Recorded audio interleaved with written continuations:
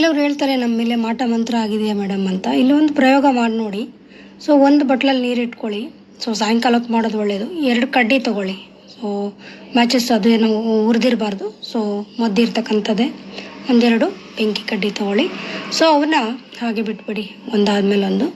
So ಈ ರೀತಿಯಾಗಿ ಬಿಟ್ಬಿಟ್ಟು ಸೊ ಹಾಗೆ ಒಂದು 1 ಅವರ್ ಅಂತೂ ನೀವು ಕಾಯಲೇಬೇಕು. ಸೊ ಅದು ಯಾವ ರೀತಿಯಾಗಿ ಹೊಂದುತ್ತೆ ಅಂತ. ಸೊ ಅದೇನಾದರೂ ಇಂಟು ಮಾರ್ಕ್ ಥರ ಏನಾದರೂ ಬಂತು ಅಂದರೆ ಸೊ ನಿಮ್ಮ ಮೇಲೆ ಒಂದು ಪ್ರಯೋಗ ಆಗಿದೆ ಅಂತ ಅರ್ಥ.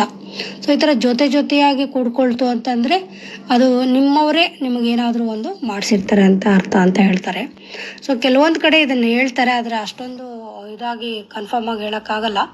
ಕೆಲವೊಮ್ಮೆ ಏನಾಗುತ್ತೆ ಗೊತ್ತಾ, ಇವು ತುಂಬ ಹೊತ್ತು ಅಂದರೆ ನಾವು ರಾತ್ರಿ ಪೂರ ಬಿಡ್ತೀವಿ, ಬೆಳಗ್ಗೆ ಎದ್ದು ನೋಡುವಾಗ ದೂರ ಆಗಿತ್ತು ಅಂದರೆ ಅದು ಯಾವುದೇ ಮಾಟ ಮಂತ್ರ ಏನು ನಿಮಗೆ ತಾಕಲ್ಲ ಅಂತ ಹೇಳ್ಬೋದು.